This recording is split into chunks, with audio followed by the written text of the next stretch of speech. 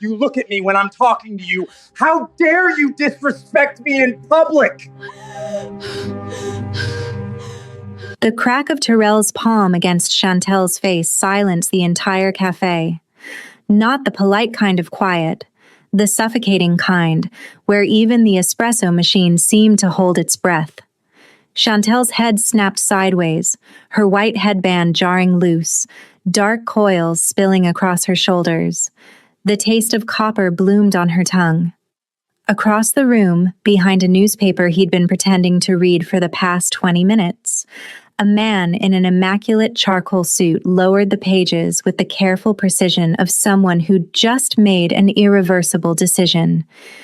Ray Young's face remained perfectly calm, but his left hand, the one with the family ring, the one that had signed orders ending careers and occasionally lives, had gone completely still on the table. Tyrell didn't know it yet, but he'd crossed a line that didn't exist on any map. And the kind of line you only discover when it's already too late to step back. 3 months. Ray had been coming to Cafe Meridian every Saturday for 3 months, always ordering the same black coffee, always sitting in the corner booth with a clear view of the entire room. He told himself it was strategic, good vantage point, neutral territory for quiet meetings. But Min Jun, his second in command, knew better. His boss came here to watch her. Chantel Freeman moved through the cafe like water finding its path. Efficient, graceful, almost invisible to everyone except those paying attention. At 26, she carried herself with a dignity that her uniform couldn't diminish. Ray had noticed her the first time she defended an elderly customer from an impatient businessman, and her voice steady and unapologetic despite the $50 bills in the man's wallet. Now, as Terrell's laughter echoed through the cafe and Chantel refused to lower her eyes, Ray folded his newspaper with movements so controlled they bordered on ceremonial. He'd built his reputation on knowing exactly when to act and when to wait. This was not a time to wait. Chantel's alarm screamed at 5 a.m., the sound drilling into her skull like a judgment. She slapped it silent and lay there for exactly 30 seconds, her only luxury, staring at the water stain on the ceiling that looked like a map of nowhere she'd ever go. The Bronx apartment she shared with 2 other women smelled like someone else's leftover takeout, and the particular sadness of dreams deferred. Through the thin walls, she could hear Keisha's baby crying and the muffled argument that had become the soundtrack of this building.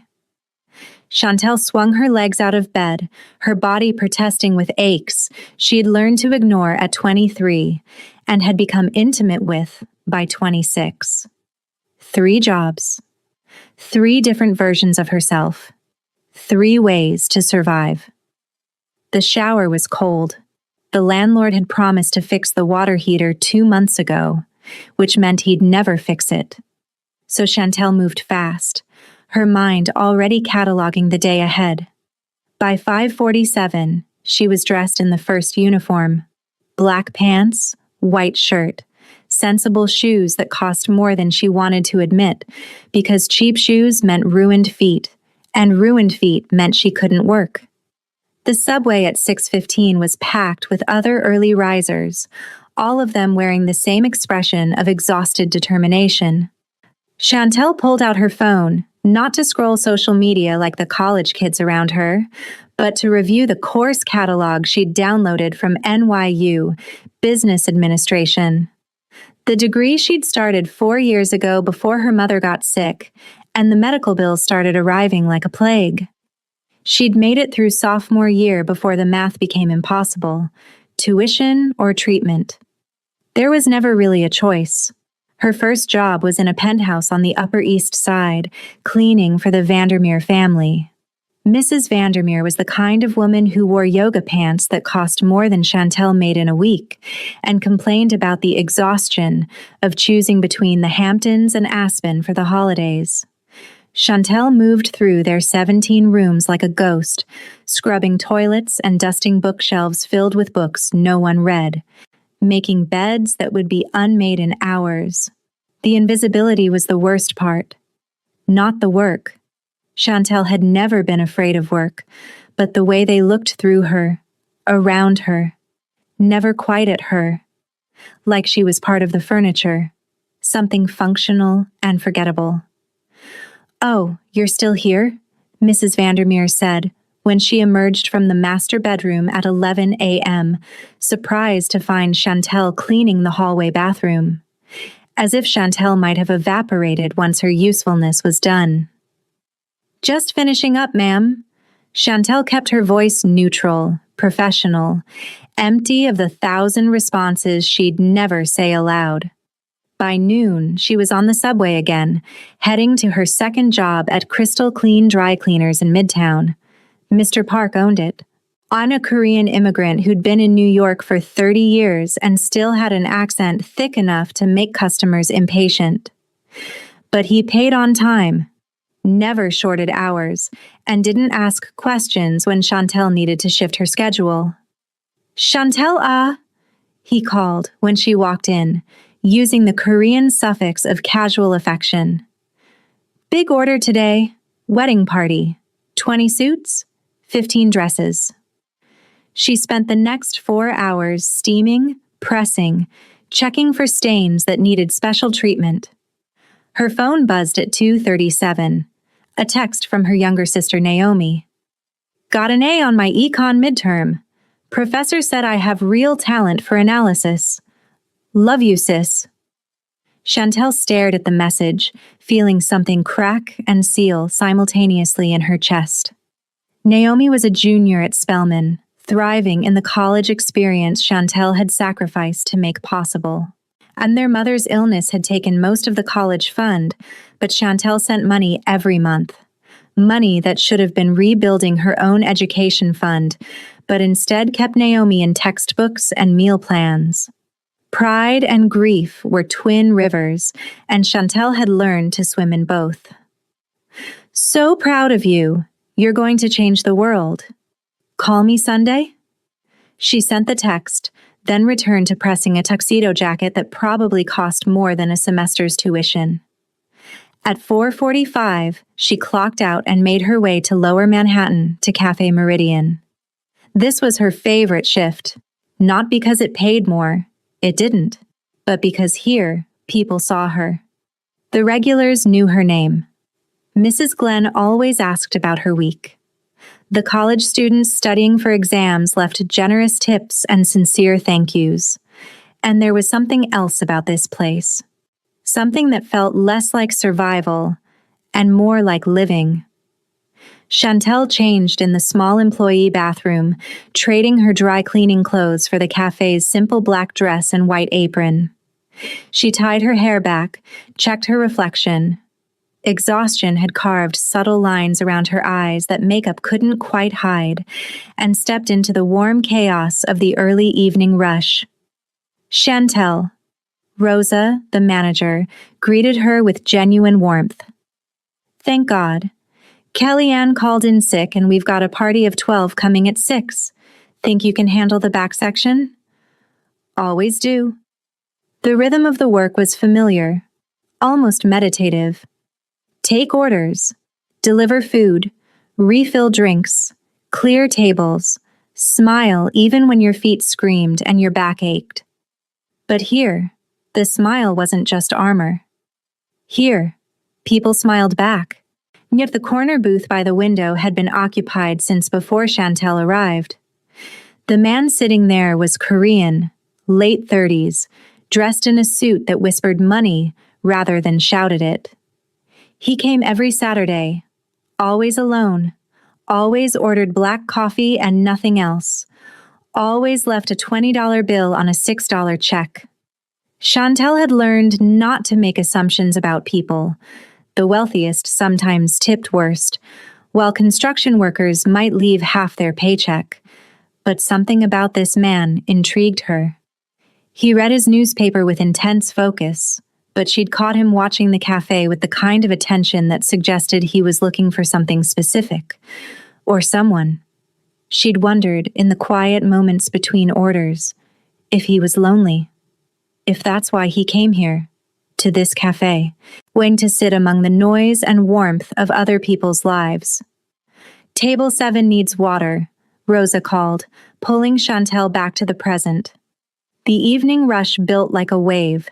Chantel moved through it with practiced efficiency, her body remembering the patterns even as her mind drifted to the course catalog on her phone, to the dream that felt further away with each passing year. Then, at 7:23 p.m., the door opened, and Terrell walked in. What does Chantel see in Terrell that makes her immediately tense? Why is the suited businessman's newspaper suddenly motionless?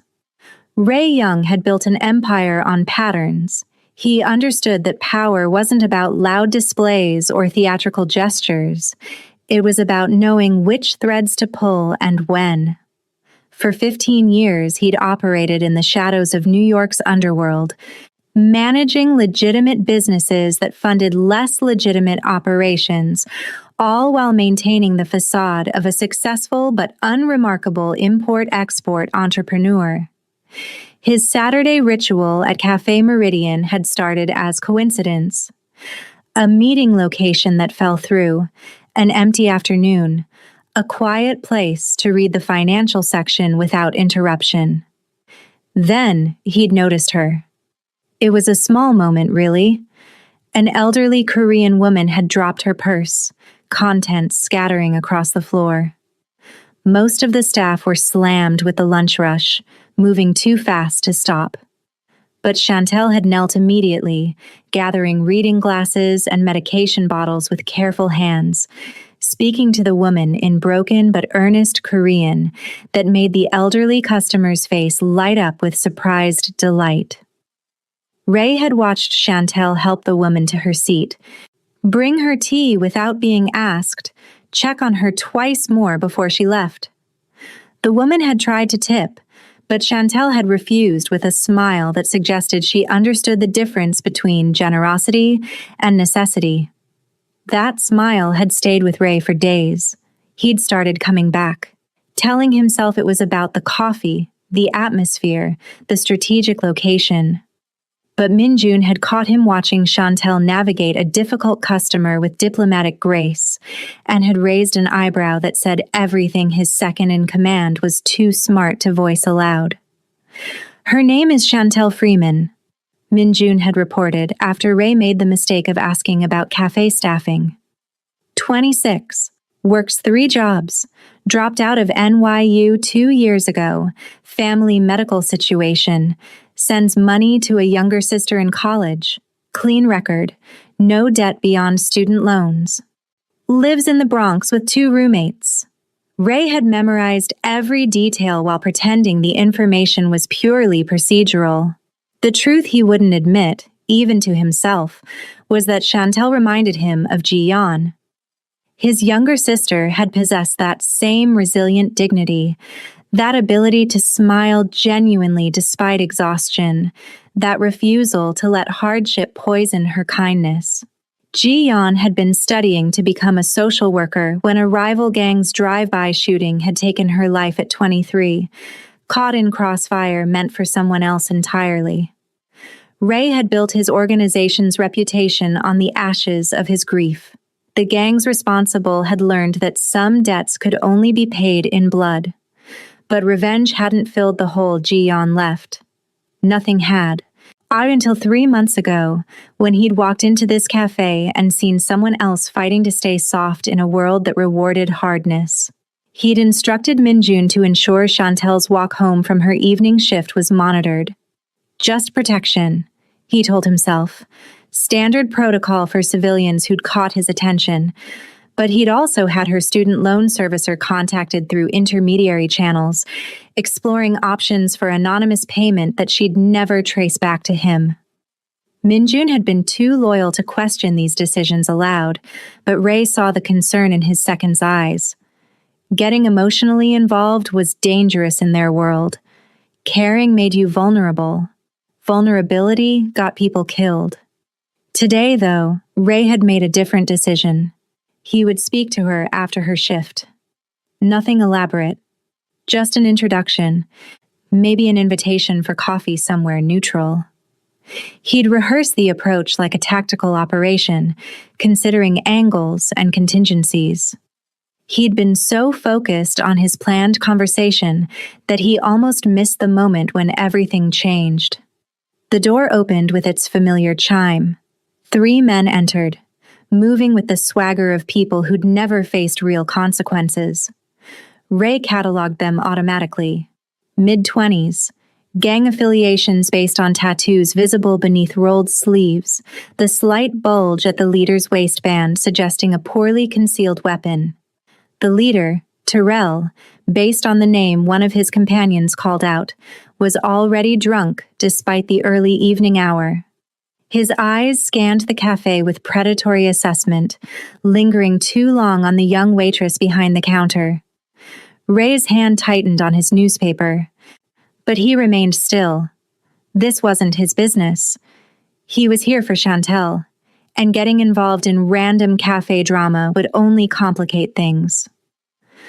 Then Terrell approached the counter where a teenager named Kellyanne was working, and Ray watched Chantel's posture shift. She'd been refilling water glasses at a nearby table, but her attention had locked onto the interaction with the focus of someone who recognized danger. Ray knew that awareness. He'd spent 15 years cultivating it. Seeing it in Chantel, this woman who cleaned penthouses and pressed shirts and served coffee, made something tighten in his chest. She was going to intervene. He could see it in the set of her shoulders, the way her hands had stilled on the water pitcher. Every instinct Ray possessed screamed that he should stand up right now, handle this before it escalated, remove the threat before Chantel put herself in its path. But he'd learned long ago that acting too quickly could reveal more than staying still. So he watched, and he waited, and he prepared for the moment when waiting would no longer be an option. That moment came when Terrell's hand closed around Kellyanne's wrist, and Chantel set down her water pitcher with the quiet finality of someone who'd made an irrevocable choice. Ray's newspaper crinkled slightly in his grip. Across the cafe, Chantel was walking toward a confrontation that could end very badly for her. And for the first time in 15 years, Ray Young felt something he'd trained himself never to feel in operational situations. Fear. Not for himself, but for someone else. Before we continue with what happened 5 hours later, hit that subscribe button. Because what comes next will change everything for both of them, and you don't want to miss a single moment of this story. Chantel had learned to recognize trouble the way some people recognized weather patterns. Growing up in a neighborhood where violence was ambient noise, she'd developed instincts that kept her safe. When to cross the street, when to avoid eye contact, when to make herself invisible. Right now, every instinct screamed at her to stay invisible.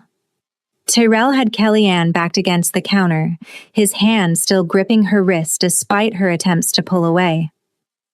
The young waitress was 19, new to the city, working her way through community college.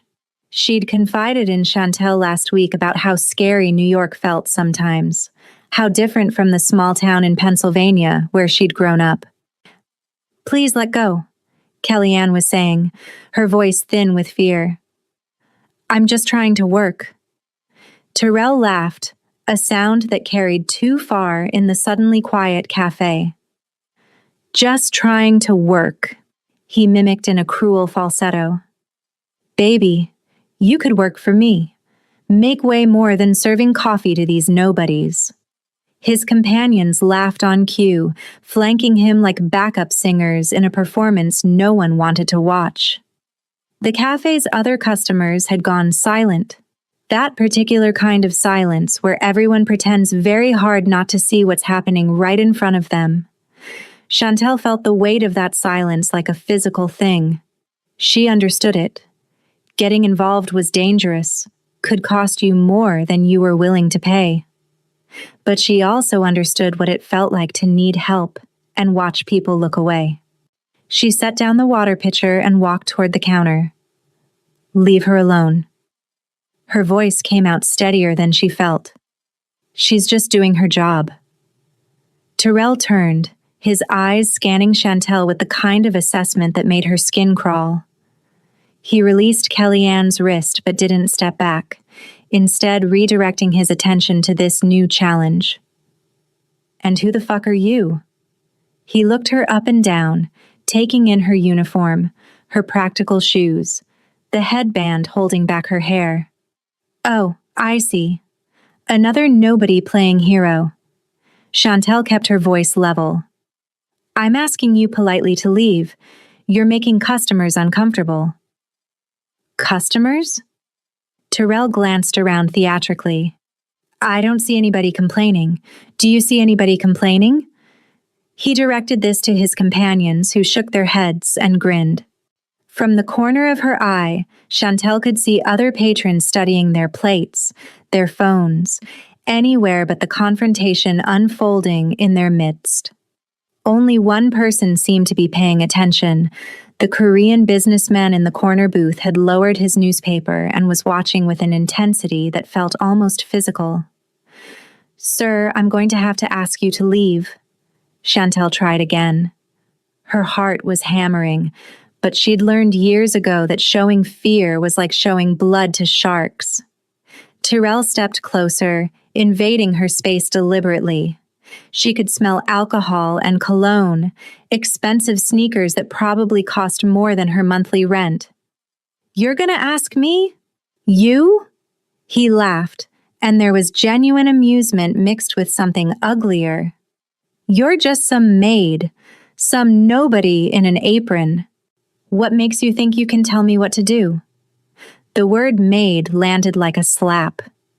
Chantel felt heat rise in her face, not from shame but from rage, at how easily he'd tried to reduce her worth to her occupation. "I'm asking you because it's the right thing to do," she said quietly.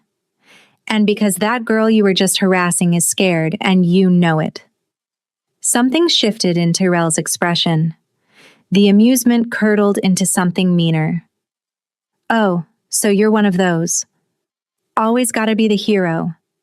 Always gotta prove something." He moved even closer, close enough that she had to tilt her head back to maintain eye contact. "Let me tell you something about heroes, sweetheart. They get hurt. Real bad. Real often." Across the cafe, Chantel saw the businessman's hands tighten on his newspaper hard enough to crumple the pages. But he didn't move. No one moved. The entire cafe had become a tableau of cowardice and frozen action. "You need to leave," Chantel repeated. Her voice didn't shake, even though her hands wanted to. "Now." Tyrell's face twisted. Did this bitch just tell me what to do?" He looked back at his companions, who were already tensing, reading their leader's mood shift from cruel amusement to actual anger. "You know what I think? I think somebody needs to teach you about respect. About knowing your place." The slap came fast enough that Chantel didn't have time to turn away. The crack of his palm against her face seemed to echo off every surface, amplified by the shocked silence that followed.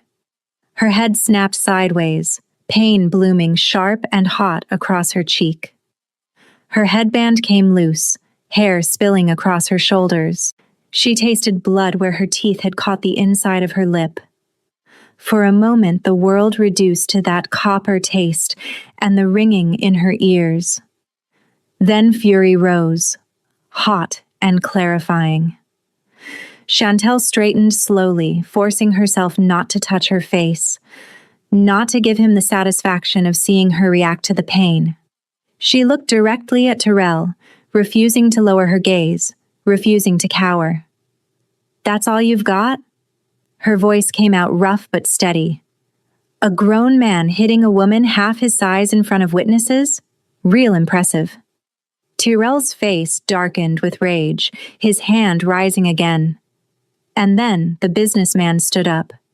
The movement was precise, almost ceremonial. He folded his newspaper with meticulous care, set it on the table, and smoothed his suit jacket with hands that didn't shake. When he spoke, his voice cut through the cafe's terrified silence like a blade through silk. Everyone out, now. It wasn't loud. It didn't need to be. There was something in those 3 words that bypassed rational thought and went straight to primal survival instinct. The authority in his tone suggested someone who expected to be obeyed and had never learned what happened when people didn't comply. Ray had witnessed violence in 17 countries across 4 continents. He'd ordered operations that ended careers, destroyed reputations, and occasionally, when absolutely necessary, ended lives. He understood brutality in all its forms, from the calculated and clinical to the explosive and chaotic. But watching Tyrell strike Chantel had triggered something in Ray that bypassed 15 years of carefully cultivated control. For a moment, standing in that cafe with his newspaper folded on the table, he wasn't the measured strategist who'd built an empire on patience and precision. He was the 19-year-old who'd found his sister dying in the street, her blood pooling on concrete while sirens wailed in the distance. I set everyone out. His voice hadn't risen, but the temperature in the room seemed to drop. Except you 3. He gestured to Tyrell and his companions with the casual certainty of someone who knew his instructions would be followed. The cafe emptied like water through a broken dam. Customers grabbed coats and bags, abandoning half-finished meals and full coffee cups in their haste to reach the door. The elderly couple in the corner booth moved faster than Ray would have thought possible. A mother grabbed her toddler and practically ran. Kellyanne hesitated by the counter, looking between Ray and Chantel with terrified indecision. You too, Ray said gently. Go home. You're safe now. The young waitress fled. Chantel remained frozen near the counter, one hand finally rising to touch her split lip, her eyes locked on Ray with a mixture of shock and confusion. Blood trickled from the corner of her mouth, stark against her dark skin. Her breathing was controlled but shallow, the kind of careful breathing people use when they're trying not to fall apart. Ray met her gaze across the distance between them, and for a moment the cafe contained only the 2 of them. He saw pride in her eyes, refusing to be diminished by what had just happened. He saw confusion about who he was and what he was doing. And underneath both, he saw the first crack in her armor. Fear, not of Tyrell, but of what came next. You too, he said softly. Go home. This is handled. Chantel's jaw tightened. I know you don't need me. Ray kept his voice gentle despite the rage burning in his chest. But let me do this anyway. Something in his tone must have reached her because after a long moment, Chantel nodded. She grabbed her bag from behind the counter, moving stiffly like someone whose adrenaline was beginning to crash. She looked at Ray one more time, questions written clearly in her expression, then walked to the door. Outside, Min-jun would be waiting. Ray had texted his second-in-command the moment Tyrell had raised his hand, a simple code that meant extraction protocol. Min-jun would ensure Chantel got home safely. He'd also ensure she understood this was care, not control. The door chimed as Chantel left. Through the window, Ray watched her stop on the sidewalk as Min-jun approached with careful, non-threatening body language. He saw her resistance, then reluctant acceptance as Min-jun gestured to the black sedan parked at the curb. Good. She was safe. Now Ray could focus on the problem at hand. He walked to the door, locked it with smooth precision, and flipped the sign to closed. The blinds came down next, cutting off the view from the street. The cafe transformed from public space to private theater, and the 3 men who'd been so confident minutes ago now looked decidedly less certain. Who the fuck do you think you are? Tyrell blustered. but Ray heard the uncertainty beneath the aggression. You know who my brother is? You know what he'll do to you? Ray removed his suit jacket, folding it carefully over the back of a chair. His movements were unhurried, methodical. He rolled up his sleeves, revealing forearms marked with tattoos that most people never saw. Korean script intertwined with symbols that told stories he never shared. I know exactly who your brother is. Ray's voice remained conversational. Stu Coulson. Runs a crew out of Red Hook. Small-time dealer trying to expand territory. Makes a lot of noise about respect, but lacks the infrastructure to back it up. Recently lost a shipment to NYPD, currently scrambling to cover debts to suppliers who don't accept excuses. Tyrell's face went pale. How do you... The better question, Ray continued, approaching with measured steps, is whether you understand who I am. One of Tyrell's companions, the smarter one apparently, was already backing toward the door. Ray's eyes flicked to him, and the man froze like a rabbit spotting a wolf. You put your hands on her, Ray said quietly. You struck a woman who was defending someone weaker. You did it publicly, arrogantly, because you've never faced real consequences for your actions. Listen, man. Tyrell raised his hands, swagger evaporating. It's not that serious. She was just some... Ray moved faster than anyone in the cafe could track. One moment he was 3 feet away. The next his hand was around Tyrell's throat, slamming him back against the wall hard enough to rattle picture frames. Tyrell's companion started forward, then stopped as Ray's eyes cut to them with a look that promised they did not want to test him. Finish that sentence, Ray said softly, his face inches from Tyrell's. Tell me what you were about to call her. What I want to hear you say it. Tyrell couldn't speak with Ray's hand constricting his airway. His eyes bulged, hands scrabbling uselessly at Ray's wrist. Here's what's going to happen, Ray continued, his voice never rising above conversational volume. You're going to learn something about respect, about consequences, about what happens when you touch something that belongs under my protection. He released Tyrell's throat just enough for the man to drag in a desperate breath. And then, Ray said, you're going to leave this city and never come back. Because if I ever see you again, if I ever hear your name associated with any woman in any cafe or bar or street in this city, I will find you. And I will teach you lessons that your brother's reputation cannot protect you from. What happened next took exactly 7 minutes. Ray was precise, methodical, and utterly controlled. He ensured Tyrell would remember this night every time he looked in a mirror, but he also ensured Tyrell would survive to remember it. Pain was temporary. Fear, when applied correctly, lasted forever. When it was over, Tyrell and his companion stumbled out the back exit, supporting each other, broken but breathing. They wouldn't go to the police. Men like them never did. They'd go to Stu, and Stu would come looking for answers. Ray had anticipated this. Planned for it, even. Sometimes the best way to flush out a problem was to give it a reason to reveal itself. He cleaned the cafe with practiced efficiency, erasing evidence, restoring order.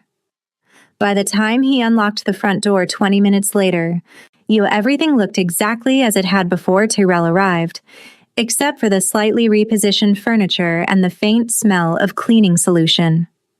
Ray pulled out his phone and sent a text to Min Jun. Status? The response came immediately. Safe at home, confused but unharmed. She asked about you. Tell her nothing. Maintain distance unless she's in danger. Boss? Are you sure this is wise? Ray stared at the message for a long moment before responding. No, but do it anyway. He left cash on the counter to cover damages and walked out into the New York night. The autumn air was crisp, carrying the smell of street vendors and exhaust. Somewhere in this city, Chantel Freeman was probably trying to process what had happened, researching his name, finding nothing substantial, wondering who the quiet businessman really was. And, somewhere else, Stu Coulson was about to receive news that would set wheels in motion Ray had already prepared for. The game was entering its next phase. Ray had revealed himself as a player, which meant he could no longer simply watch and protect from the shadows. He'd made Chantel visible to people who dealt in leverage and revenge, but he'd also sent a message to anyone watching. She was protected now. Openly. Absolutely. As Ray walked to where his car waited 3 blocks away, he pulled out his phone and made a call that would activate networks across the city. By morning, everyone who needed to know would understand that Chantel Freeman was under the protection of Ray Young. And in Ray's world, that protection was as absolute as a declaration of war. Chantel sat on her bed in the small Bronx apartment. She's still wearing her cafe uniform, her roommate's concerned questions washing over her without fully registering. The left side of her face throbbed where Terrell had struck her, swelling that she'd iced for 20 minutes before giving up.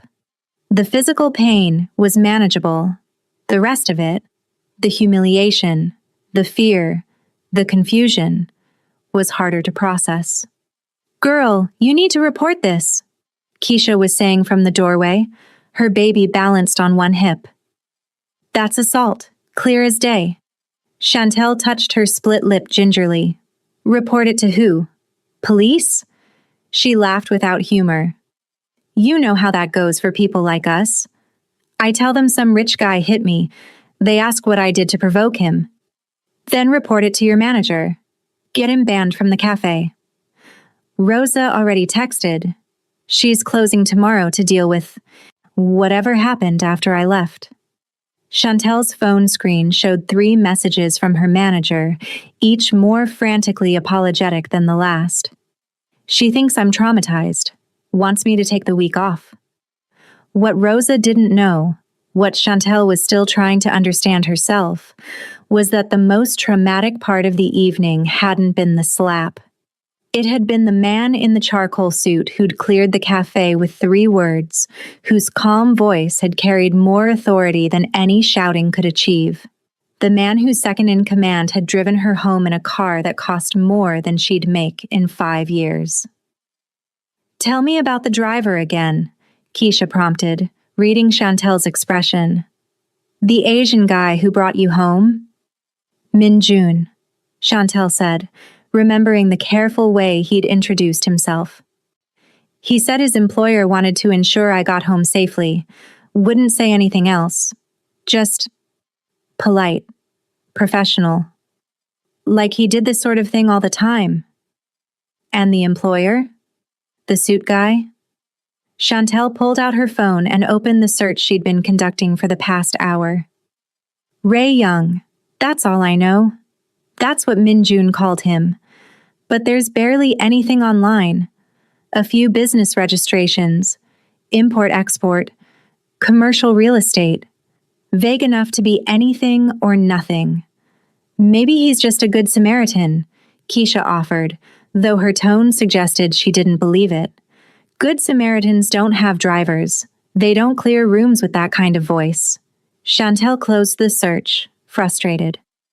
"And they definitely don't make guys like Terrell look terrified." Her phone buzzed. Soon another text from Naomi. "Call me when you can. Miss you." Chantel's chest tightened. Her sister didn't know what had happened tonight, didn't know that Chantel had been publicly humiliated and struck. Naomi's life was supposed to be different. College parties and study groups, and a future that didn't involve getting slapped for defending coworkers. "Don't tell Naomi," Chantel said to Keisha. "Please. She'll worry, and she's got midterms." Keisha nodded, understanding the weight of being the older sister who carried burdens alone. After Keisha left, Chantel lay on her bed and stared at the water-stained ceiling. Sleep felt impossible. Every time she closed her eyes, she saw Terrell's hand coming toward her face. Then she saw Ray Young standing up, folding his newspaper with movements that suggested violence rendered precise. Who was he? And why did she feel safer knowing he'd witnessed what happened than she would have felt if he hadn't been there at all? Across the city, in an office that officially didn't exist, Ray Young sat at a conference table surrounded by people who didn't appear on any organizational chart. Min Jun stood to his right, tablet in hand, running through security footage from the cafe and surrounding streets. 3 other lieutenants occupied chairs around the table. Ji-hoon, who handled financial operations, Yuki, who managed information networks, and David, who specialized in problems that required more permanent solutions. Terrell Coulson, 27, Min Jun reported, pulling up a file on the wall screen. Multiple priors, assault, possession with intent, extortion, connected to his brother Stu's operation but not a key player. More liability than asset. Stu Coulson? Ray prompted. 31, runs a mid-level distribution network out of Red Hook. Aspirations exceed capabilities. He's trying to expand territory but lacks the discipline and infrastructure. Currently owes approximately $200,000 to Colombian suppliers after the NYPD seized a shipment last month. Ray studied the photographs on screen. Stu had the same aggressive features as his younger brother, but with added hardness that came from actual violence rather than theatrical posturing. Stu's going to come after you, Ji-hoon said bluntly. You hospitalized his brother. That demands response in his world. I'm counting on it, Ray replied calmly.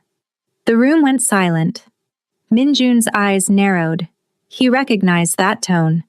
Their boss was several moves ahead, and whatever came next had already been planned. Boss, Min Jun said carefully, why are we risking organizational exposure over a cafe worker?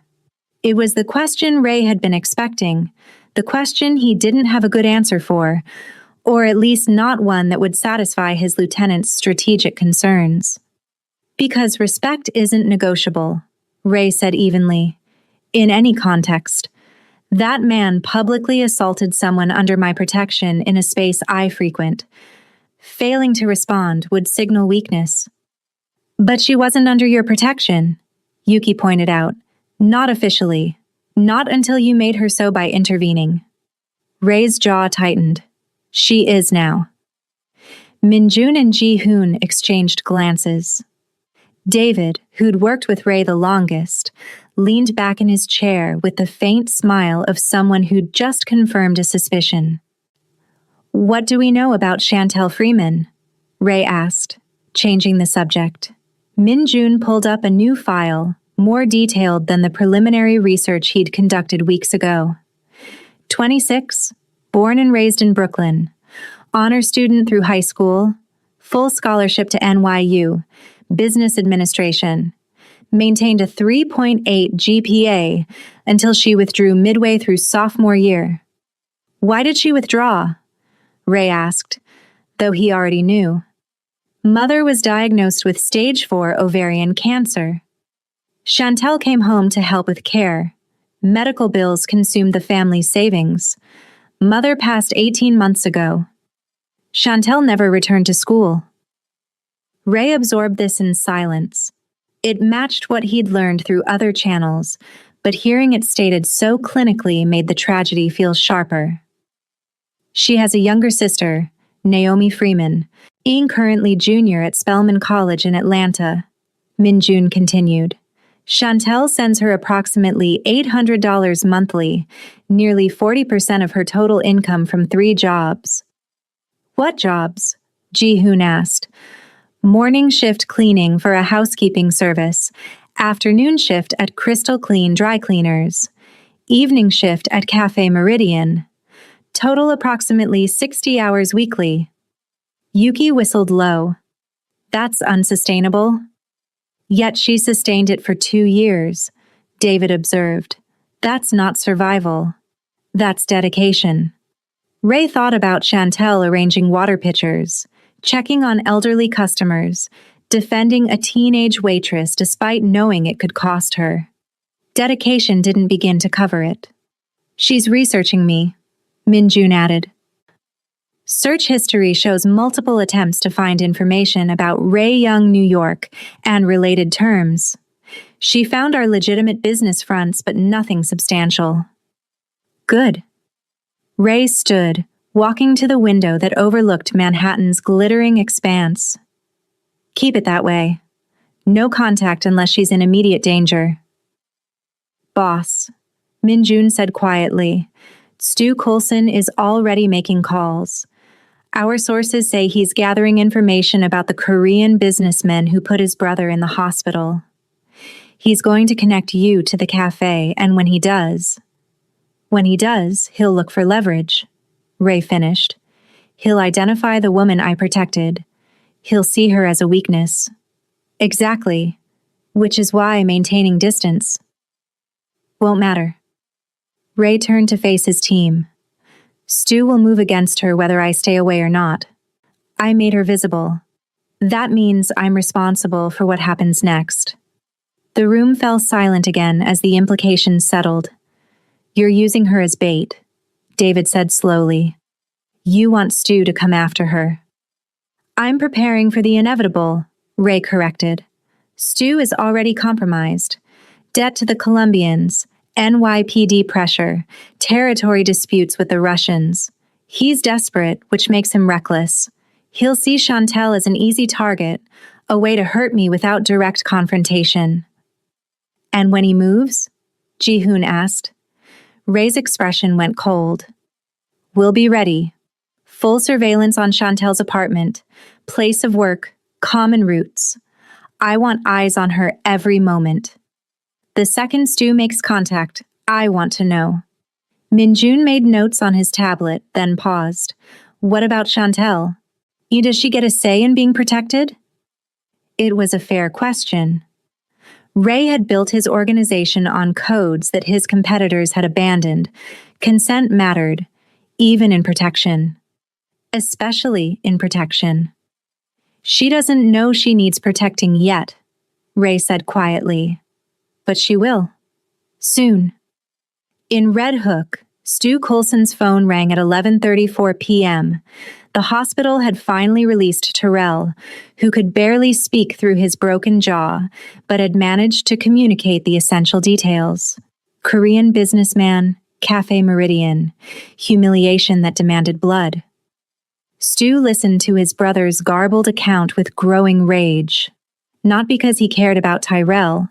His little brother was an idiot who'd probably deserved whatever beating he'd received, but because someone had publicly disrespected Coulson blood. In Stu's world, that couldn't stand. Find out everything about this Ray Young, he told his second, a scarred veteran of Brooklyn's gang wars named Campbell. I want to know what he cares about, who he protects, where he's vulnerable. Already on it, Campbell replied, sliding a tablet across the table. Pulled surveillance from businesses near the cafe. Got clear shots of Young leaving, plus footage of some Korean guy driving a black Mercedes picking up a woman in a cafe uniform. Stu studied the images. The woman was young, black, pretty in an understated way. She looked tired, but defiant, even sitting in the back of a luxury car that obviously didn't belong to her. Who is she? Running her face now. Should have ID within the hour. Stu smiled without humor. Men like Ray Young, wealthy, powerful, protected by layers of legitimate business, they always had weak points. Usually those weak points were women they cared about more than they should. When you ID her, Stu said, I want everything. Where she lives, where she works, who she talks to. And then we're going to send Mr. Young a message about respect, about what happens when you put your hands on my family. Campbell nodded and disappeared to make calls. Stu poured himself whiskey and stared at the frozen image of the woman on the tablet screen. She had no idea she'd just become the most important piece on a chessboard she didn't know existed. By midnight, he had her name, Chantel Freeman. By 12:30, he had her address. By 1 a.m., he had a plan. Drop a heart in the comments if this story is hitting you in the feels. Have you ever had someone see you when you felt invisible? Share your story below. Chantel's bodega run was habitual. Every Saturday night at 11:45 p.m., she'd walk 3 blocks to the 24-hour corner store for orange juice and bagels, provisions for Sunday morning when she allowed herself to sleep past 6 a.m. She'd made this walk hundreds of times, phone in one hand, keys positioned between the knuckles of her other hand like the self-defense instructor had taught her in the free community class 2 years ago. Tonight felt different. The street was too quiet. The usual ambient noise of the Bronx somehow muted. Chantel's instincts, the same ones that had kept her safe for 26 years, whispered warnings she couldn't quite articulate. She walked faster, her sneakers silent against cracked pavement. She never saw them coming. The first man grabbed her from behind, one arm wrapping around her chest, and the other clamping over her mouth before she could scream. Professional. Practiced. His grip suggested training that went beyond street thuggery. Chantel's keys clattered to the sidewalk as she thrashed, trying to remember the self-defense moves that seemed so simple in the community center, but felt impossible now with 200 pounds of muscle crushing her ribs. A white van materialized at the curb, door already sliding open. Chantel managed to bite the hand covering her mouth, tasted leather and regret, heard a grunt of pain. She got out half a scream before something hard connected with her temple and the world tilted sideways. When her vision cleared, she was inside the van, zip ties cutting into her wrists, the door slamming shut on the street where her keys still lay glinting under the streetlight. 3 men surrounded her. The driver accelerated before she could orient herself enough to try the door. Then a face emerged from the shadows in the back of the van, and Chantel's stomach dropped. The family resemblance was unmistakable. Same aggressive jawline as Terrell, same cruel set to the mouth. But this man's eyes held a cold calculation his younger brother lacked. This was someone who'd graduated from throwing punches to ordering them thrown. "You cost my brother his dignity," Stu Coulson said conversationally, as if they were discussing the weather rather than kidnapping. "Let's see what yours is worth." Chantel's mind raced through scenarios, each worse than the last. She forced herself to breathe through her nose, to think past the panic clawing at her chest. "I don't know what you're talking about." "No?" Stu pulled out his phone, swiping through photos until he found what he wanted. He turned the screen toward her. Terrell's face swollen and bruised almost beyond recognition, one eye completely shut, jaw obviously broken. "My baby brother. The Korean businessman did this. Because of you." The van turned sharply and Chantel braced herself against the wall. Her temple throbbed where she'd been hit. "I didn't ask him to do anything. I don't even know him." "But he knows you." Stu's smile was all teeth and no warmth. "Enough to risk exposure. Enough to send a message that got back to me real quick. So either you're lying or you're more important than you realize. Either way, you're useful." One of the other men pulled out a phone and pressed it to Chantel's ear. The line rang twice before connecting. "Yes?" Ray's voice, calm and controlled, exactly as it had been in the cafe. Stu nodded to the man holding Chantel. He twisted her arm hard enough to make her cry out, the sound raw and involuntary. The silence that followed her scream was worse than any response. Chantel could hear Ray breathing on the other end, could almost feel the temperature drop through the phone connection. "You disrespected blood," Stu said, taking the phone back. "Now I have something you want. And brother, you're going to learn what happens when you put hands on a Coulson. If you hurt her, Ray's voice had gone deadly quiet. Too late. Stu ended the call with a satisfied click. Chantel's arm throbbed where the man had wrenched it, but she forced herself to stay present, to memorize details. The van's interior smelled like cigarettes and cheap air freshener. They were heading south based on the turns, probably toward the waterfront. 4 men total, including Stu. The driver kept checking his mirror nervously. She was already calculating odds, cataloging potential weapons, preparing herself for whatever came next. Across the city, in an office that didn't officially exist, Ray Young stared at his phone for 3 seconds after the line went dead. 3 seconds where his carefully constructed control shattered like glass. His hand closed around the phone hard enough that the screen cracked. Min Jun, working late at the conference table, looked up at the sound. He'd served under Ray for 8 years and had seen his boss handle gang wars, federal investigations, and territorial disputes with the Russians. He'd never seen him look like this. "Boss?" Ray's voice when he spoke was so controlled it terrified Min Jun more than shouting would have. "Find her, now. Activate everyone. Every contact, every camera, every informant on the payroll. I want her location in the next 10 minutes, or I want to know why." Min Jun was already pulling up his laptop, fingers flying across keys, but he had to ask. "Boss, Stu Coulson is small time. We can negotiate." "There is no negotiation." Ray stood, his movements precise despite the rage Min Jun could see thrumming through him. He put hands on her. He made her scream. There is no scenario where he walks away from this. The war room filled rapidly as Min Jun sent the emergency signal. Ji-hoon arrived first, still in gym clothes. Yuki came from her surveillance hub in Queens. David appeared from whatever darkness he typically occupied. Within 5 minutes, Ray's entire network was online and focused. "Traffic cameras," Ray ordered. "White van, Bronx, 11:47 p.m. cross-reference with known Coulson properties and associates." Yuki's fingers danced across her keyboard.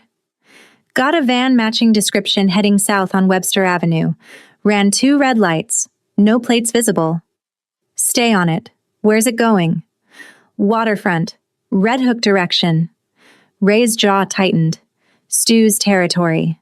The man was bold enough to bring Chantel to his home ground, confident enough to believe Ray wouldn't dare a direct assault. That confidence would be Stu's last mistake. "Full tactical gear," Ray said quietly. "I want her extracted and home within the hour. Minimal casualties, maximum message. Stu Coulson learns tonight what happens when you touch something under my protection." Min Jun hesitated. "Boss, you've never claimed anyone publicly before. Going after her this hard, everyone will know." "Good." Ray met his second's eyes. "She's not just anyone. She's mine to protect. And anyone who doesn't understand that by morning isn't paying attention." The admission hung in the air. Ray's team exchanged glances, understanding shifting across their faces. This wasn't about principle or respect or organizational reputation. This was personal. "Find her," Ray repeated, and this time his voice carried something his people had never heard before. Fear. The warehouse smelled like rust and river water. Chantel's hands were zip-tied to a metal chair bolted to the concrete floor, her shoulders already aching from the awkward angle. Stu circled her like a predator, savoring the moment before the kill, his footsteps echoing in the cavernous space.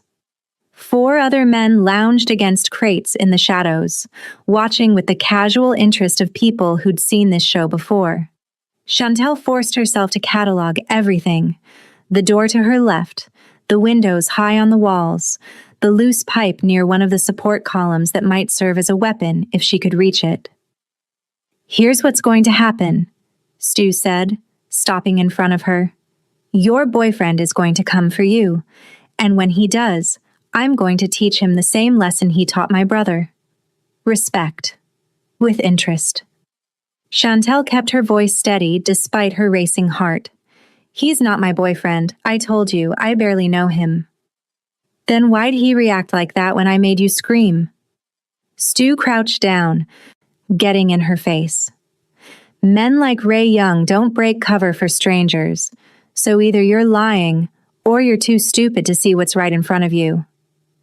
Chantel met his eyes without flinching. She'd learned years ago that showing fear to men like this was like bleeding in shark-infested water. Maybe he's just a decent person. You should try it sometime. The backhand came fast, snapping her head sideways. Blood filled her mouth again, the split from Terrell's earlier slap reopening. But Chantel had been hit before. By circumstance, by poverty, by a world that seemed determined to keep her down. She'd learned to absorb the impact and keep standing.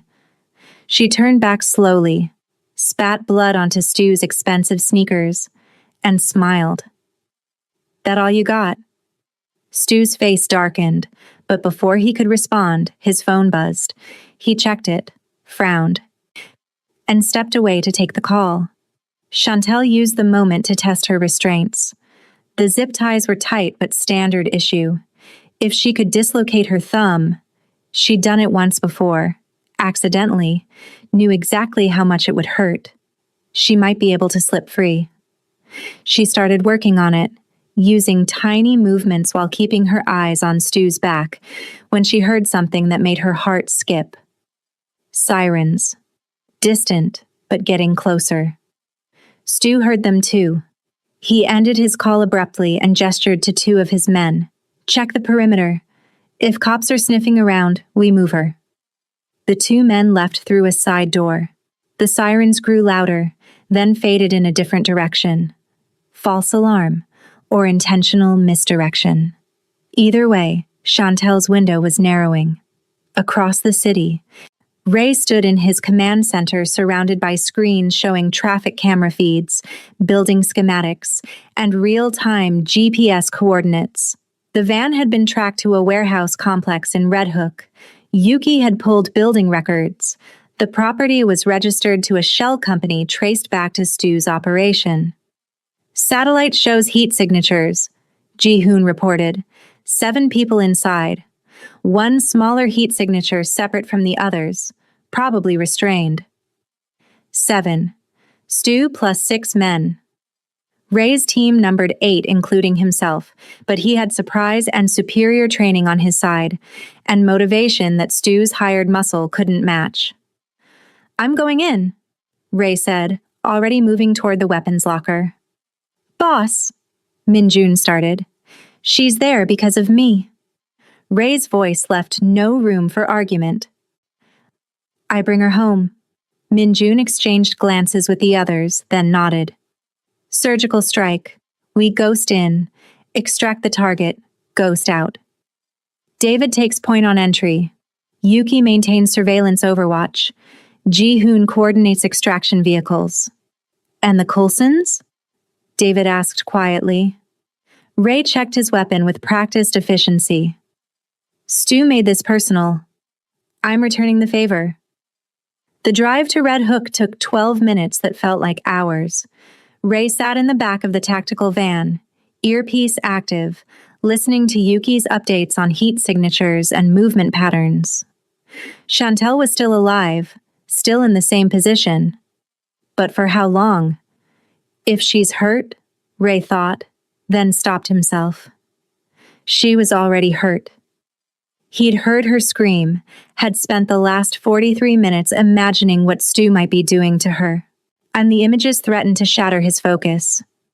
Boss, you need to be cold for this, Min-jun said quietly from beside him. If you go in emotional, people die, including her. Ray met his second's eyes. I am cold. But when this is done, Stu Coulson is going to wish I'd stayed that way. They parked 3 blocks from the target. The team moved through shadows like water, years of training and natural talent combining into lethal efficiency. Ray's earpiece crackled with Yuki's voice. 2 guards outside, rotating pattern every 90 seconds. You have a 30-second window between rotations. David went first, his movements barely disturbing the air. The 2 outside guards dropped without a sound, tranquilizer darts delivering chemical silence. Not dead. Ray didn't waste lives needlessly, but they'd wake up with headaches and hazy memories. The warehouse door was locked. Ji-hoon had it open in 8 seconds. Inside, Chantel was listening to Stu monologue about respect and territory and lessons learned. She'd managed to dislocate her thumb. The pain was stunning, brought tears to her eyes, but she was working the zip ties slowly, millimeter by millimeter. "Your boy's taking his time," Stu was saying. "Maybe he's not as invested as I thought. Maybe you really are just some nobody he felt sorry for." Chantel kept her response behind her teeth. Let him talk. Let him feel confident. She'd learned patience working 3 jobs, had learned that survival sometimes meant waiting for the right moment rather than forcing one. Then she heard it, the faintest scrape of metal against concrete. The guards who'd left hadn't returned. One of the remaining men noticed too, reaching for his weapon. The explosion of action happened so fast Chantel could barely track it. The warehouse door burst open. Men in tactical gear poured through with precision that suggested military training. Stu's people reached for weapons but were already too late. And then Ray was there, moving through the chaos like violence made elegant. His weapon was up but controlled. Every movement economical and devastating. He dropped 2 of Stu's men with shots that were clearly non-lethal but incapacitating. A third went down from Min-jun's tactical baton. Chantel had been working on her restraints throughout the chaos. As Ray's team secured the perimeter, she gave one final wrench and felt the zip tie give way. Her dislocated thumb screamed in protest, but she was free. She grabbed the loose pipe she'd spotted earlier, her body moving on pure adrenaline and survival instinct. Stu saw his opening as Ray's attention fixed on Chantel. He pulled a gun from his waistband, bringing it up toward Ray's back. Chantel moved without thinking. The pipe connected with Stu's wrist with a crack that echoed through the warehouse. His gun clattered away across the concrete. Ray spun at the sound, weapon trained, then stopped. The sight before him arrested all motion. Chantel stood with the pipe still raised, breathing hard, blood from her reopened lip trickling down her chin. Her left hand hung at an unnatural angle, dislocated thumb. Ray registered clinically, and bruises were already forming on her face. But her eyes blazed with defiance that transcended her injuries. She was magnificent. Stu scrambled backward on the concrete, cradling his broken wrist. Ray's team had secured the remaining men, zip-tying them with their own supplies in what Min-jun would later describe as poetic justice. But Ray couldn't look away from Chantel. "Are you hurt?" His voice came out rougher than intended. "I'm fine." She lowered the pipe, but didn't drop it. "I had it under control." Despite everything, the violence, the blood, the tactical operation still securing the perimeter, Ray felt his mouth curve into something that might have been a smile. "I know you did." "Then why?" Chantel's voice cracked slightly. The adrenaline was crashing now, her body beginning to register the full extent of what had happened. "Why did you come?" Before Ray could answer, Stu lunged for the gun he'd dropped. Desperation made him fast, but not fast enough. Ray's boot came down on Stu's reaching hand, pinning it to the concrete with enough force to make bones grind.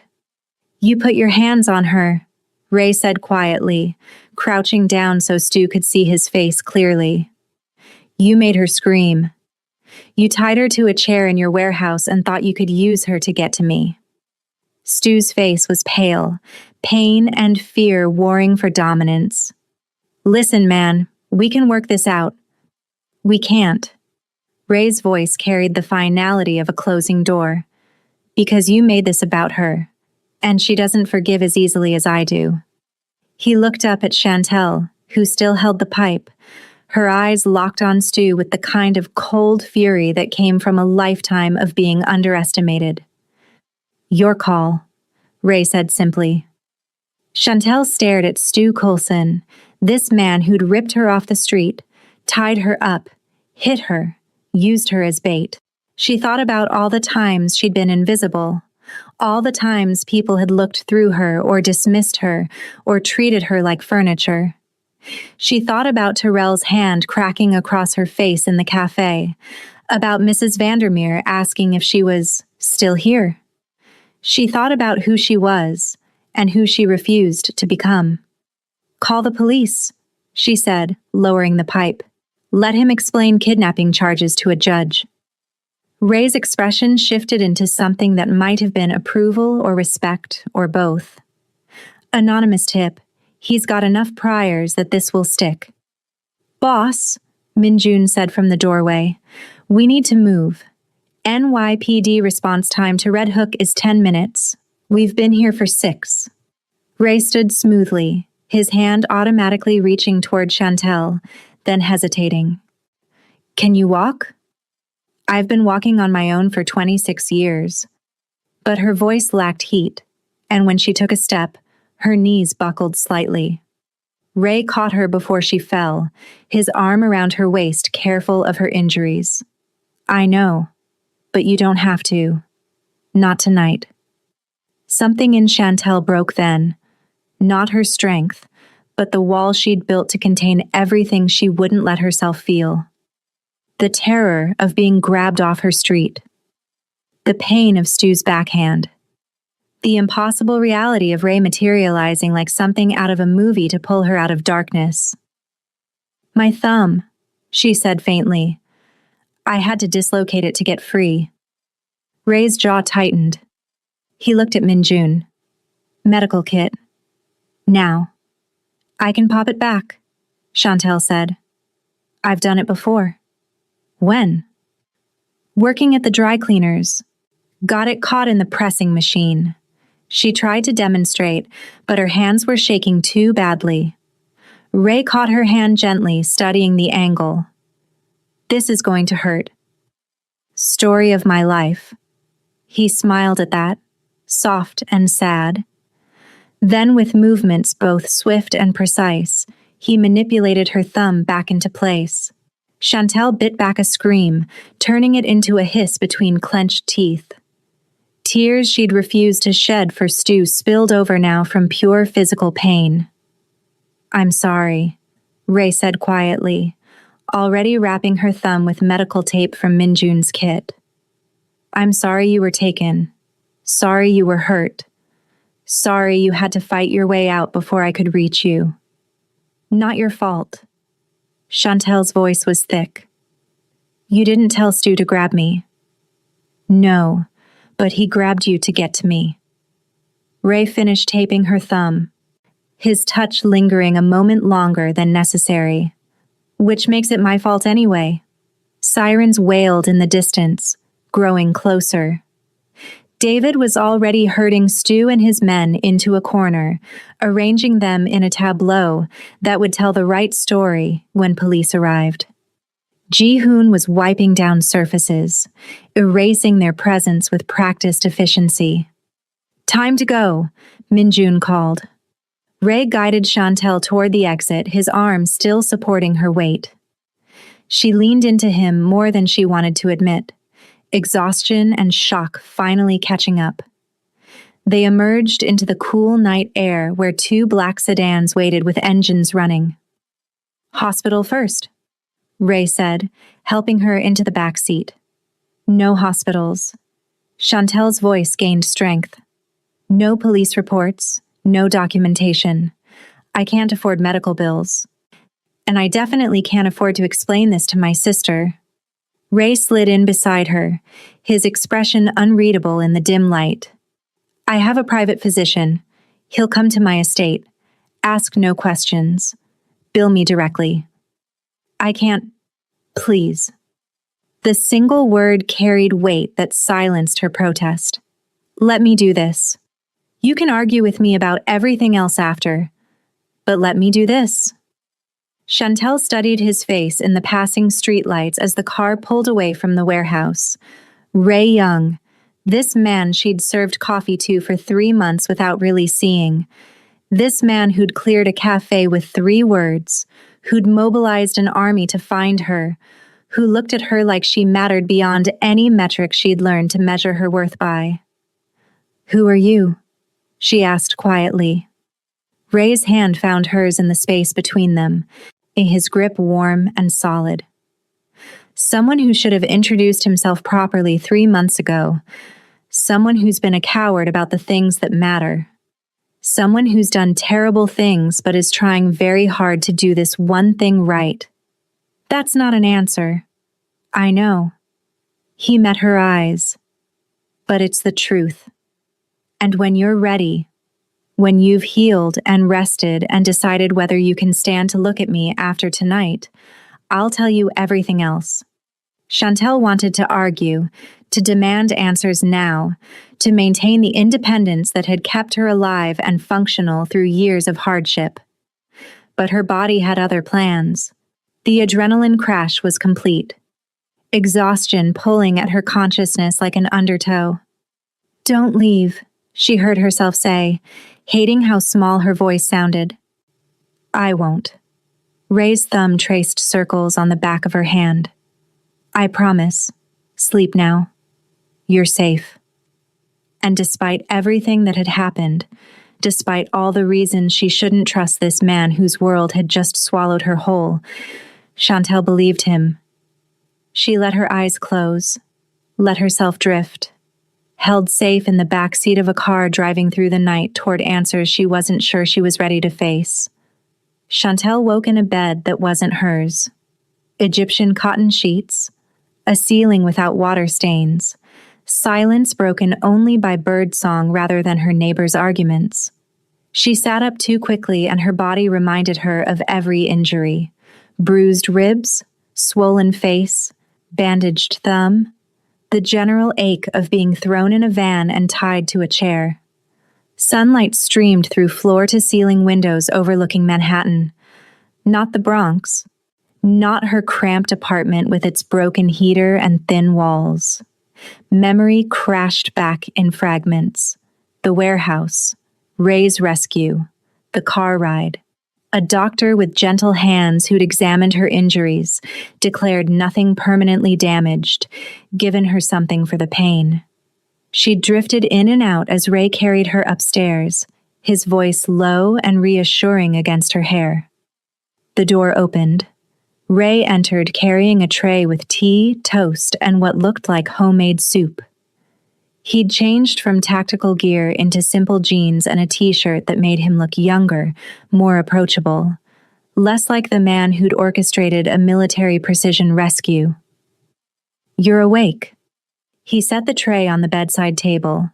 "Dr. Kim said you'd sleep for at least 12 hours. You managed 8. Chantel touched her face, feeling the swelling. "What time is it?" 2 in the afternoon, Sunday.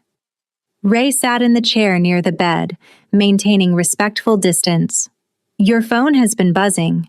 Your roommate Keisha called 6 times. I didn't answer, but I had Minjun send a text from your phone saying you were staying with a friend and you'd call tomorrow." "You had—" Chantel stopped, processing. "How do you know my roommate's name?" Ray's expression shifted into something that might have been regret. "Because I've been watching you for 3 months, learning your patterns, your routines, your life, making sure you were safe." The words hung between them like smoke. Chantel pushed herself up straighter despite her protesting ribs, needing the psychological advantage of sitting upright. "You've been stalking me." "Yes." No deflection, no excuses. "I've been protecting you without your knowledge or consent, having you followed home, monitoring your commute, paying attention to who interacted with you and how. It started as simple observation and became more. More." Chantel's voice went cold. "More like what exactly?" Some rich guy deciding the poor maid needed a guardian angel she didn't ask for? Ray flinched like she'd slapped him. Good. She wanted him to feel a fraction of the violation currently crawling under her skin. My sister's name was Ji-yeon, he said quietly. She was 23 when she died, caught in crossfire from a gang dispute she had nothing to do with.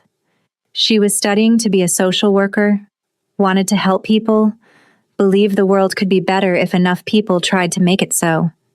His voice roughened. She was kind in a world that punished kindness, and I watched her bleed out on the street while sirens wailed and nobody came fast enough. Chantel's anger wavered but didn't break. So I remind you of your dead sister?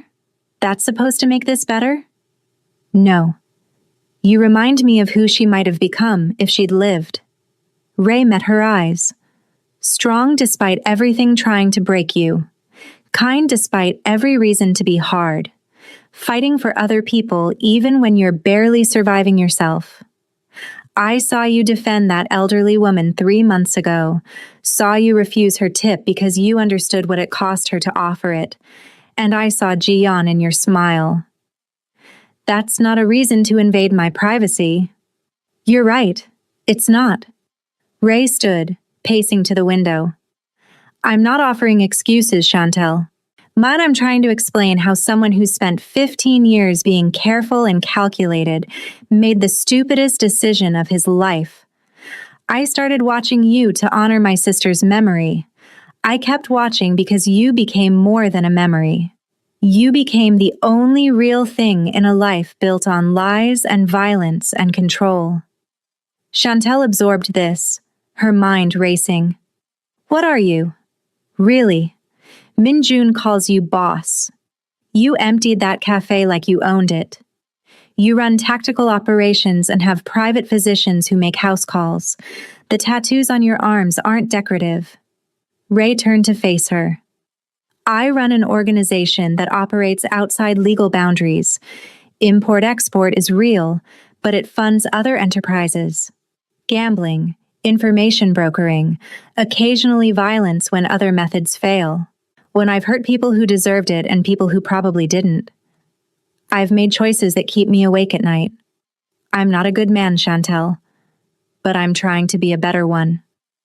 The honesty was brutal and somehow comforting. Chantel had been lied to her whole life, by landlords promising repairs, by employers promising advancement, by a system claiming equal opportunity while stacking decks. At least Ray wasn't pretending to be something he wasn't. Why me? She asked. Really? And don't give me more analogies about your sister. Why do you care about one broke waitress in a city full of people who need saving? Ray crossed back to the chair, sitting down like the distance between them caused physical pain. Because you're not broke. Money doesn't measure worth, though I know this world makes you believe otherwise. You're brilliant. I've seen the course catalogs you study on the subway. You're kind. I've watched you split your own dinner to give half to the homeless veteran who camps near the cafe. You're funny. I've heard you make Rosa laugh so hard she had to sit down. You're everything I stopped believing existed in my world.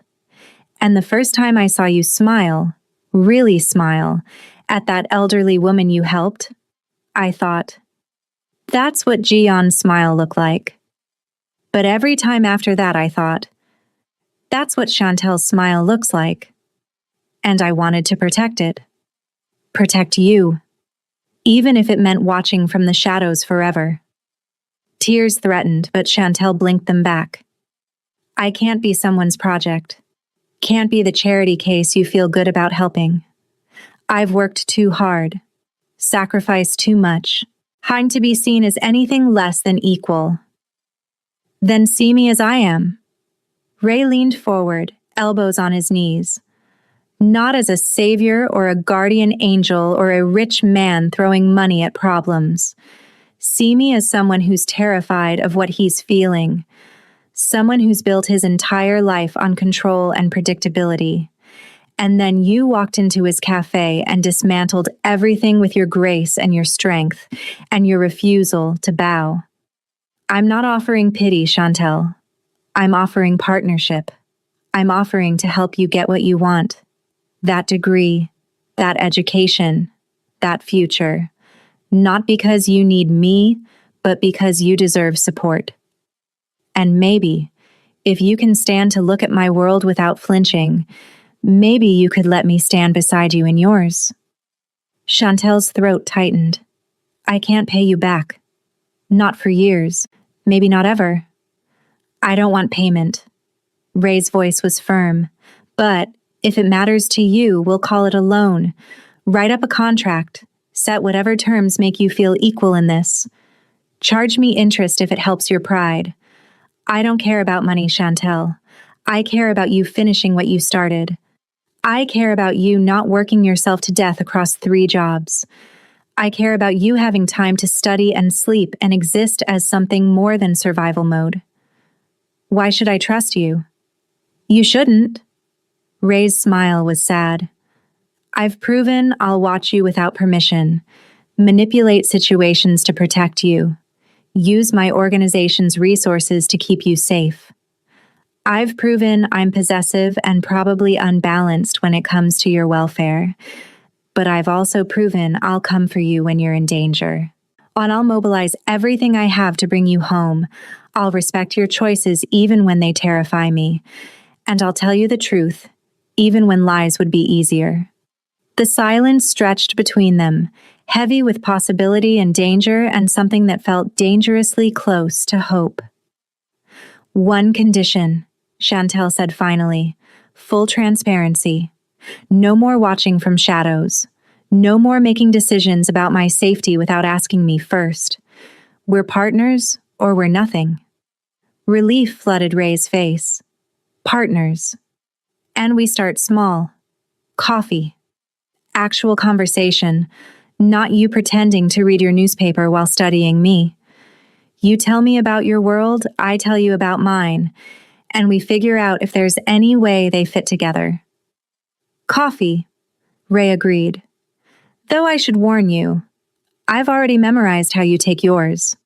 Light cream, no sugar, not in the blue mug if Rosa has it clean. Despite everything, Chantel felt her mouth curve. Stalker. Reformed stalker, Ray corrected, with excellent attention to detail and questionable boundaries that I'm working on. This is insane, Chantel said, but she was smiling now. 3 days ago, you were just the quiet businessman who tipped too much. Now you're a crime boss who rescued me from a warehouse and wants to pay for my college education. Life comes at you fast. Ray's expression turned serious again. I know this is overwhelming. I know you need time to process. But I need you to understand something, Chantel. Last night, when I heard you scream on that phone call, I would have burned the entire city down to find you. That's not rational. That's not controlled. That's what you do to me. And it terrifies me in ways 15 years of organized crime never has. Chantel reached out, her bandaged hand finding his across the space between them. It terrifies me too, but maybe that means it's real. Ray's fingers closed around hers carefully, mindful of her injuries. Will you let me take you home, or will you stay here until you're healed? No pressure, no expectations. Guest room, locked door, Min-Jun stationed outside if it makes you feel safer. Home, Chantel decided. My home. But you can drive me, and maybe tomorrow we can have that coffee. Tomorrow? Ray agreed. And every day after, if you'll let me. He helped her stand, guided her downstairs where her clothes from last night had been cleaned and pressed. Min-Jun waited by the car with respectful distance and knowing eyes. And the drive back to the Bronx felt like traveling between worlds. Manhattan's gleaming towers gave way to graffitied brick and chain-link fences. Ray didn't comment on the contrast, didn't seem to see Chantel's neighborhood as anything less than what his own world offered. At her building, he walked her to the door.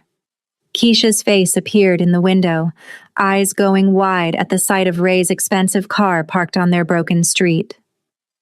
"Tomorrow," Chantel said before doubt could creep in. "Cafe Meridian, 7 p.m. I'll be there." Ray's hand lifted like he wanted to touch her face, then fell. "Call if you need anything. Minjun's number is in your phone now. Mine too. And Chantel?" "Yeah? Thank you for trusting me. I know I don't deserve it, but I'll spend however long it takes proving I can." He left before she could respond, climbing back into his car and disappearing into the city's chaos. Chantel stood on her stoop watching until the taillights vanished, her bandaged thumb throbbing, her face bruised, her entire world tilted on an axis she hadn't known existed. Inside, Keisha had approximately 1 million questions, but Chantel just smiled, touched her lips where Ray's eyes had lingered, and thought about tomorrow. If you're feeling this story, drop a like and let me know in the comments. Are you Team Ray? Or do you think Chantel should run far away from his world? 6 months changed everything and nothing at all. Chantel walked across NYU's campus with textbooks balanced against her hip, her backpack heavy with the weight of possibility. Business administration, second semester back. Her professors didn't know she'd dropped out 3 years ago, or didn't know about the cleaning jobs or the warehouse or the Korean crime boss who'd paid her tuition in full while she set up a payment plan she'd designed herself at 12% interest. Ray had argued about the interest. She'd won. That's how she knew it might actually work between them. She still worked at Cafe Meridian 3 evenings a week. Not because she needed the money anymore, though she'd kept crystal clean too, refused to give up everything she'd built just because her life had shifted, but because the cafe mattered. It was where she'd found her voice, where she'd stood up for Kellyanne, where everything had changed. Rosa had cried when Chantel came back after the incident, as they'd all agreed to call it. No police report, no news coverage, just a week off, and some careful bruise cover-up. In the official story was a mugging gone wrong. Only Rosa seemed to suspect there was more to it, but she never pushed. Every Saturday at 6:30, Ray Young walked through the cafe door. He ordered the same black coffee, but now he sat at the counter instead of the corner booth. And when Chantel's shift ended at 7, they left together. Coffee had turned into dinner. Dinner had turned into long conversations in his car parked outside her building, neither wanting the night to end. Conversations had turned into her hand in his at the movies, his arm around her shoulders at a museum she'd mentioned wanting to visit. They learned each other slowly, carefully. She told him about her mother's death, about the medical bills that still haunted her credit report, about Naomi's scholarship to Spelman and the pride that never quite outweighed the grief of not being there herself. He told her about Ji-yeon, about the empire built on rage and pain, about the codes he followed in a world without rules because someone had to draw lines somewhere. "I'm never going to be normal," he'd said one night, parked outside her building at midnight. "My world doesn't allow for normal. There will always be threats. Always be enemies, always be violence hovering at the edges." "Good thing I'm not looking for normal," Chantel had replied, threading her fingers through his. "Normal is overrated. I'm looking for real." Their first kiss happened 3 weeks after the warehouse. Chantel had aced her economics midterm, called Ray with the news before she'd even left the classroom. And he'd picked her up in the middle of the day, driven her to Central Park, spread a blanket under a tree. "I'm proud of you," he'd said, watching her with that intensity that still made her breath catch. "You didn't even ask what grade I got. Doesn't matter. You showed up. You tried. You succeeded. That's everything. She'd kissed him then, tired of waiting, tired of the careful distance they'd been maintaining. His surprise had lasted approximately 2 seconds before he'd pulled her closer, his hands gentle in her hair, the kiss deep and sweet, and full of promises neither had spoken yet. Now, walking into the cafe for her Saturday shift, Chantel smiled at the memory. 6 months of kisses, of learning his preferences. He hated mushrooms, loved terrible action movies, sang in the shower in Korean. 6 months of him learning her she stressed organized her closet, couldn't sleep without white noise, made the best peach cobbler he'd ever tasted using her grandmother's recipe. 6 months of building something real in the spaces between their different worlds. Rosa looked up from the register, her expression shifting into something Chantel couldn't quite read. Your man's here already. Been here since we opened. And honey, he's not alone. Chantel's stomach dropped. She pushed through to the main floor and froze. Ray sat at a table in the center of the cafe, not his usual corner, not the counter, but right in the middle where everyone could see. Min-jun stood nearby, along with Ji-hoon and Yuki. But it was the other occupants that made Chantel's heart race. Her sister Naomi sat across from Ray, dressed in her Spellman hoodie, her face lit with excitement. Keisha was there too, looking simultaneously thrilled and terrified. Even Mrs. Glenn, the elderly Korean regular, had been pulled into the group. Ray stood when he saw Chantel, his expression nervous in a way she'd never witnessed. This man who'd faced down gang leaders and orchestrated warehouse raids looked genuinely scared. What's going on? Chantel asked, approaching slowly. I have a question to ask you, Ray said. But first, I needed to make sure the people who matter most to you knew my intentions were honorable. So I asked Naomi to fly in from Atlanta. I asked Keisha and Mrs. Glenn to be here. I wanted them to know, to understand what I'm about to do. Ray, Chantel's voice trembled. He dropped to one knee. The cafe went silent. Every customer, every employee, everyone stopped to watch. And this was the same floor where Tyrell had struck her, the same space where she'd been humiliated and hurt and reduced. And now Ray was kneeling here, in front of everyone, making her visible in a completely different way.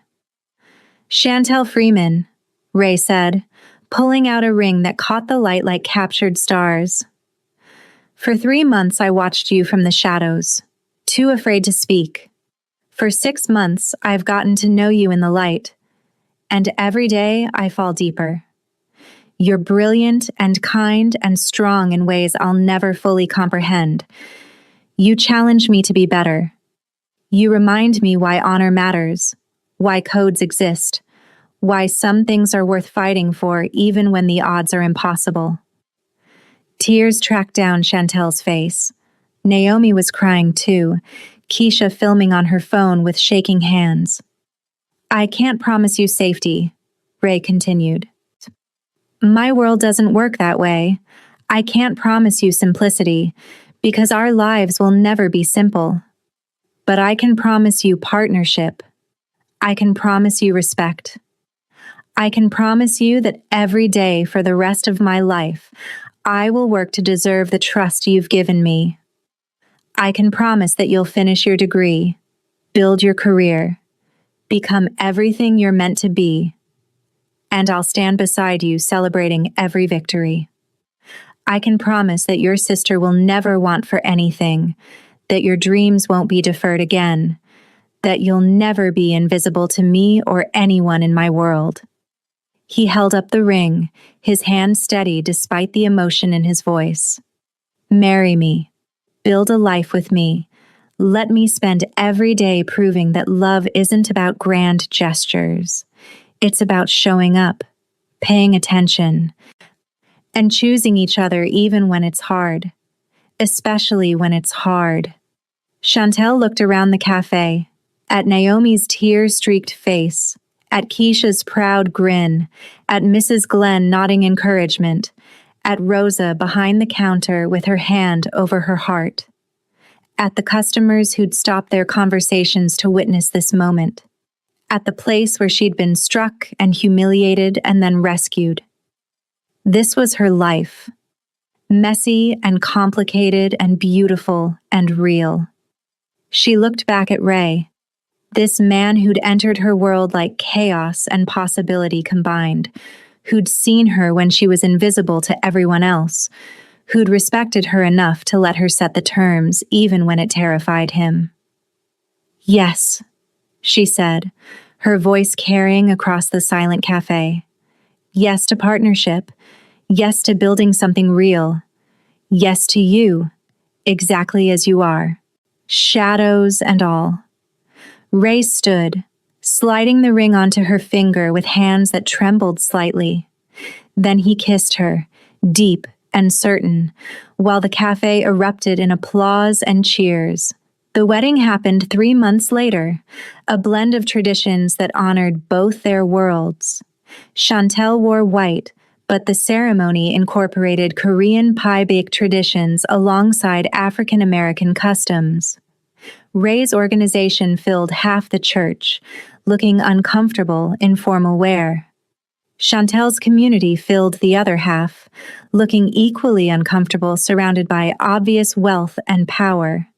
But when Chantel walked down the aisle to Ray's waiting smile, when they exchanged vows in English and Korean, when they fed each other rice cakes and jumped the broom, the two worlds merged into something neither had seen before. Something beautiful. Our Naomi was maid of honor, crying through her entire speech about the sister who'd sacrificed everything so she could thrive. Min-jun was best man, his toast carefully omitting any details about exactly what Ray's import-export business entailed. Mrs. Glenn blessed them in Korean while Keisha blessed them in a prayer their grandmother had taught them. The reception was chaos. Korean barbecue next to soul food, K-pop mixing with Motown on the dance floor, Ray's lieutenants teaching Chantel's cousins how to properly pour soju while learning the electric slide in return. Ray pulled Chantel onto the dance floor for their first dance, holding her close while the DJ played a song that somehow captured everything they were building together. "No regrets?" he murmured against her hair. "A million regrets," Chantel replied, smiling up at him. "But none about you." 1 year later, Chantel sat in her cap and gown at NYU's graduation ceremony, her business administration degree finally complete. Ray sat in the audience beside Naomi and Min-jun, his face showing more pride than she'd ever seen. When they called her name, when she walked across that stage and accepted the diploma she'd thought lost forever, Ray stood and cheered loud enough to embarrass her. She didn't care. Let him cheer. Let the world see. She was done being invisible. After the ceremony, they went home, to the brownstone they'd bought together in Brooklyn, a neighborhood that straddled both their worlds. Ray had insisted she choose it, had respected every decision about renovations and furniture and which rooms were hers alone. That evening, Chantel sat at the Kit Glen table surrounded by law school applications while Ray cooked Korean stew, still learning the Southern recipes she'd promised to teach him. Music played from speakers, some playlists they'd built together over months of discovering each other's tastes. Chantel looked up from her applications, watching Ray move around their Kit Glen with the same careful precision he brought to everything. He'd changed since they'd met. Softer around the edges, quicker to smile, more willing to trust that love didn't make him weak. "You know you don't have to do all this," she said, gesturing at the elaborate dinner he was preparing. Ray turned, wooden spoon in hand, his expression warm with affection that still made her heart skip. "I know, but let me anyway." Chantel smiled. The same phrase he'd used in the cafe after clearing the room, after protecting her, after starting everything that led to this moment. She stood, crossed to him, wrapped her arms around his waist from behind. "Okay," she whispered against his shoulder blade. "Let you." They stood there in their Kit Glen, in their home, in the life they'd built from an impossible beginning. Outside, the city hummed with millions of stories, millions of invisible people fighting to be seen. But here, in this space they'd carved out together, Chantel Freeman, now Chantel Young, was the most visible thing in Ray's world, and he was the most real thing in hers. The invisible maid had become the unforgettable partner. The untouchable boss had become the devoted husband. And love hadn't erased their differences or the difficulties of merging two impossible worlds. It had celebrated them, made them stronger, made them whole. If this story moved you, subscribe for more stories about love, dignity, and finding strength in unexpected places. Hit that subscribe button because everyone deserves to be seen, and every love story deserves to be told.